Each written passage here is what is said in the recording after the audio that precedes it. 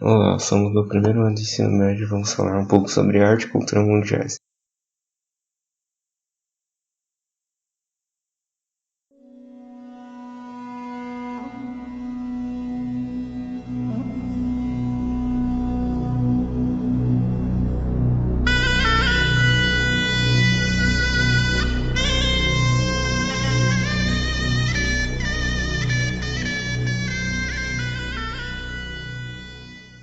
Eu vou falar sobre arte islâmica. A arte islâmica começou com a fundação do islamismo. A primeira manifestação artística islâmica foi através da arquitetura, onde eles construíam templos, as mesquitas. A decoração interna era bem luxuosa, na decoração interna também tinha um trecho do Alcorão. A expressão da arte islâmica continuou através de uma ramificação do povo islâmico, os safávidas. Os safávidas se destacavam nas pinturas, em que eles representavam formas humanas, e também na produção de tapetes, que tem arabescos, e um dos tapetes mais famosos dos safávidas é o tapete de Ardabil.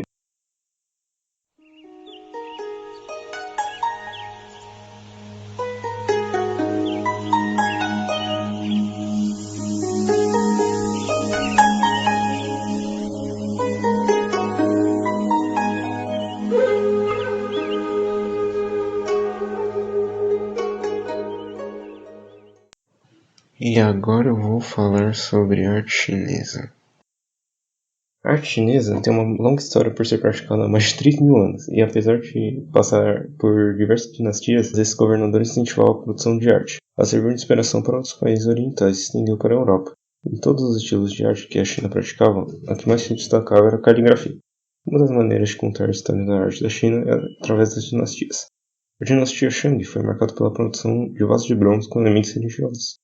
Na dinastia Qin, eles começaram a fazer vasos de cerâmica e criar esculturas. A dinastia Han foi marcada pelo budismo, onde a imagem de Buda era notável. A dinastia Tang foi uma boa época econômica para a China, o que fez com que a arte fosse mais renomada. Sendo assim, houve maior produção de pintura, artesanato, obras musicais e uso de cerâmica. Na dinastia Song, a pintura teve um grande avanço, e o Farquhar desenvolveu um estilo de arte semelhante ao impressionismo. A dinastia Ming foi marcada pela arte na cerâmica e pintura, além de ser evidente o desenvolvimento de novas técnicas realizadas na porcelana. A arte contemporânea chinesa foi marcada pela Revolução Comunista. Esse período ficou conhecido como a valorização da arte ancestral chinesa.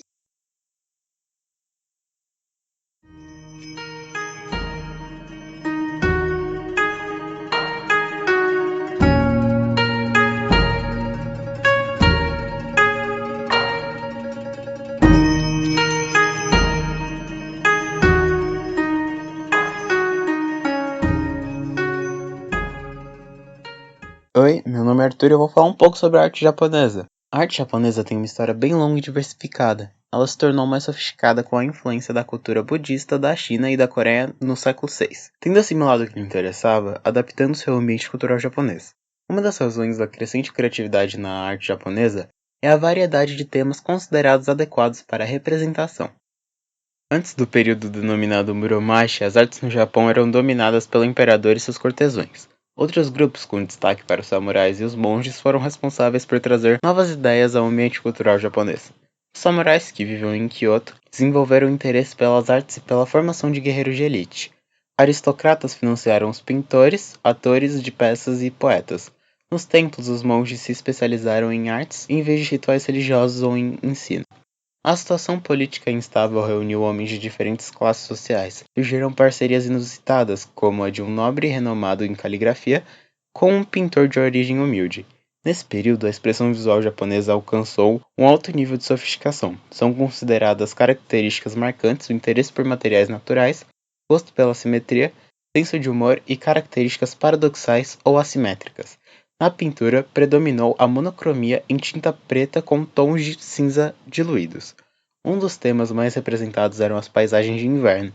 Nesse período, destacou-se o artista Seisho Toyo. O período Momoyama durou apenas 47 anos. Ele é considerado um dos períodos mais dramáticos da história japonesa.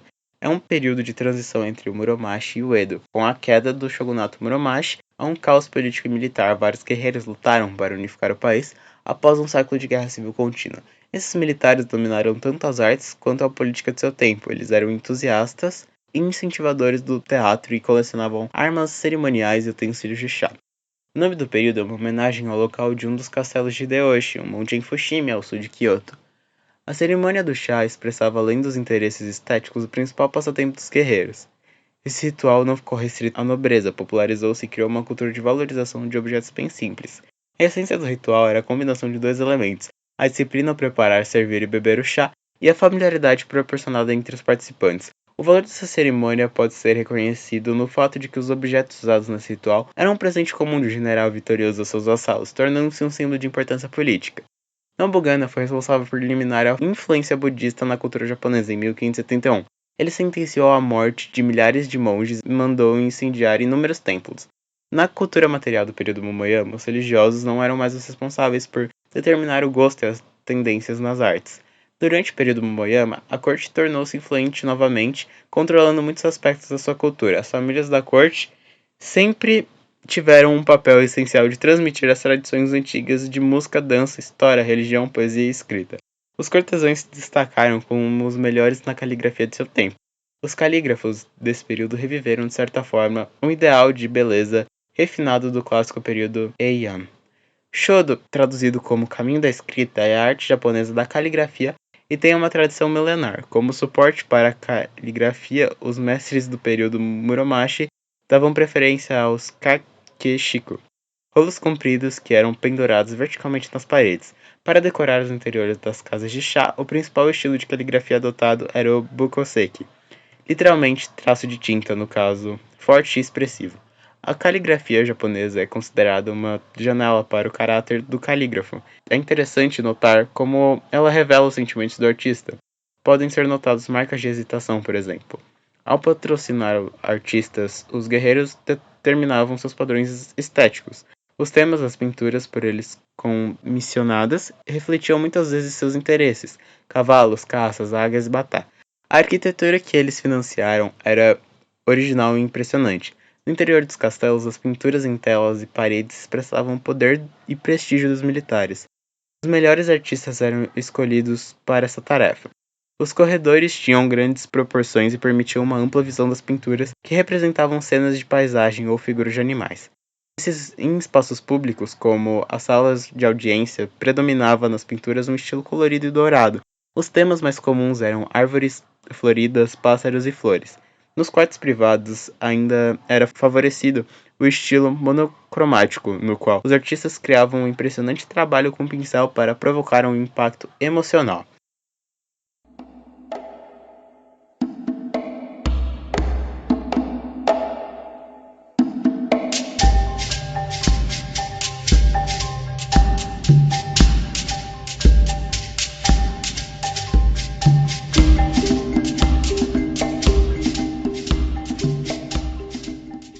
Bom dia, meu nome é Matheus e eu falarei sobre a arte africana.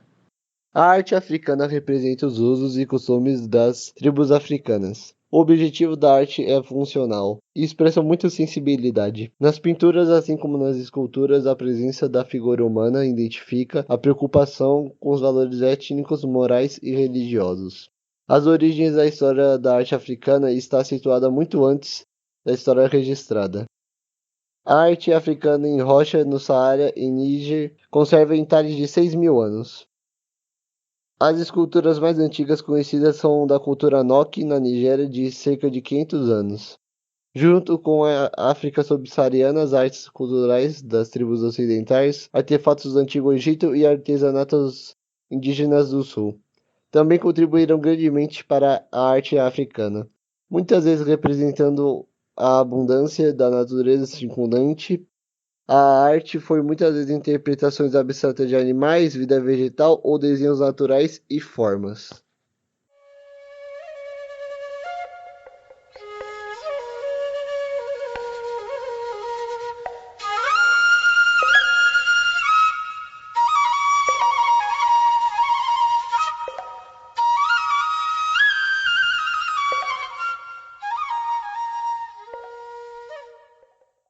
Oi, bom dia! Na minha parte do podcast vou apresentar um pouco sobre a arte pré-colombiana e a arte indígena brasileira. A civilização maia é a mais antiga. Surgiu em 2600 a.C. na península de Yucatán, na América Central, e ocupou a região mesoamericana. Era uma sociedade de cidades-estados, com centros urbanos importantes e com uma população de 1,5 milhões de pessoas. As cidades-estados maias possuíam uma grande e elaborada infraestrutura urbana. Avenidas, calçadas, áreas de lazer, estádios, praças, dentre outros. Também havia templos, palácios e observatórios, os quais apresentavam diversas pinturas e esculturas. As pinturas tiveram grande destaque na produção de artesanatos feitos principalmente em cerâmica e diversos murais, os quais estavam nas paredes dos palácios e dos templos. Com a técnica do afresco, os murais eram multicoloridos e apresentavam cenas históricas, cotidianas, culturais, cerimoniais e religiosas. Já nas esculturas, é notório o estilo naturalista, onde eram representadas diversas figuras humanas relacionadas aos símbolos religiosos. Depois de finalizadas, eram colocadas em templos para decoração.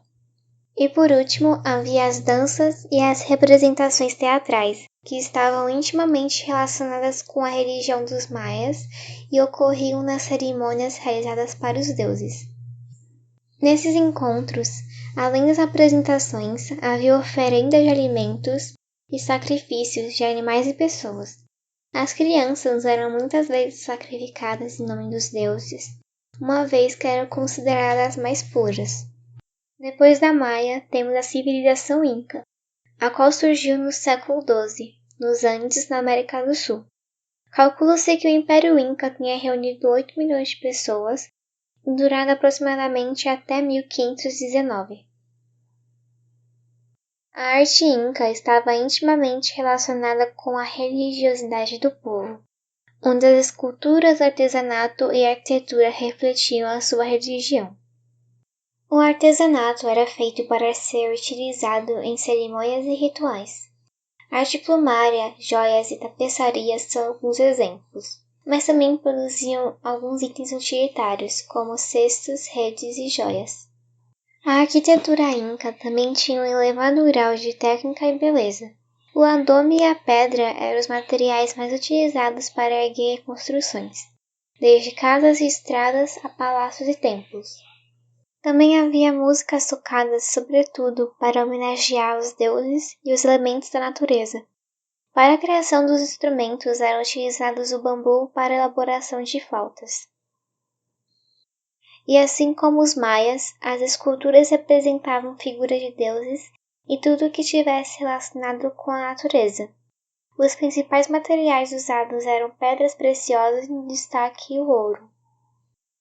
Para finalizar, temos a civilização asteca, que se desenvolveu principalmente entre os séculos XIV e XVI, território correspondente ao atual México. A cultura deles era muito rica e reunia diversos elementos dos povos mesoamericanos da antiguidade. Uma das maiores marcas da arte asteca foi a arquitetura. Construções monumentais marcaram essa arte, sobretudo palácios, templos e os locais onde eram realizados os sacrifícios para os deuses. Assim como as outras civilizações, havia esculturas feitas com pedras e cerâmica. As principais figuras esculpidas eram animais, homens, máscaras e deuses. Também produziam pinturas, principalmente nos tecidos e nas paredes. Elas utilizavam muitas cores em tonalidades fortes e representavam deuses, cenas do cotidiano e de lutas. E por último, tinha as músicas e as danças, que eram elementos primordiais das comemorações, onde usavam principalmente os tambores.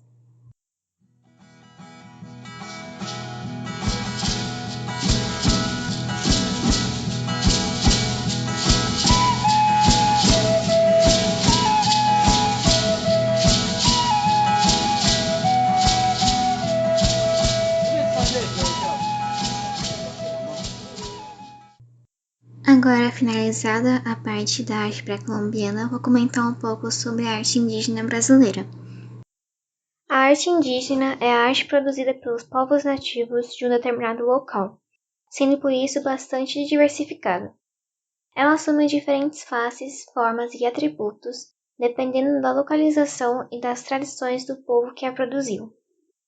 Assim, a arte de cada tribo ou etnia indígena apresenta as suas singularidades. Existem, no entanto, traços comuns em várias regiões, por exemplo, a pintura corporal. No Brasil, essas manifestações artísticas são um elemento da nossa cultura e permanecem em nosso território através de diversas expressões, principalmente através da cerâmica, das máscaras e das pinturas corporais, embora também sejam visíveis pela tecelagem, pela plumagem e pela dança. Começando pela cerâmica, ela é comum em diversas etnias e normalmente é feita por mulheres. Usada para criar objetos utilitários, como vasos e taças, também é feita para guardar cinzas de pessoas que morreram. As máscaras, as quais são usadas em rituais, cerimônias e celebrações, têm uma alta carga simbólica. Habitualmente, elas estão reservadas para alguns momentos especiais, como comemorações e rituais sagrados, pela sua forte ligação ao mundo sobrenatural. Outra forma de arte são as pinturas corporais, podendo assumir diversos padrões. Essas pinturas defendem a pele do sol, dos insetos e dos maus espíritos, mas também carregam muitas mensagens e simbologias. Também há a cestaria indígena, a qual é rica e variada. Com materiais como folhas e fibras de árvore, esses cestos podem assumir diferentes funções: coar substâncias líquidas, peneirar farinha, transportar e armazenar bens alimentícios, por exemplo. E por último, as danças, que possuem uma singularidade comparada a outras danças brasileiras ou a qualquer outro estilo. Os índios a realizam com o objetivo de praticar um ritual. Os intuitos são dos mais variados, como espantar maus espíritos, expulsar doenças, agradecer a colheita e a caça, marcar a mudança de fase do jovem para a idade adulta, dentre outros. Em geral, a arte indígena tem como principais características a dimensão coletiva. A arte dentro da cultura é uma atividade em grupo e não individual. Também há a priorização do caráter utilitário, ou seja, é mais importante a utilidade das peças do que a estética, apesar dela ser importante para a cultura, sendo algumas encaradas como artefatos cerimoniais que aproximam os indivíduos do mundo espiritual. E é isso. Obrigada por escutar até aqui e esperamos que tenham gostado.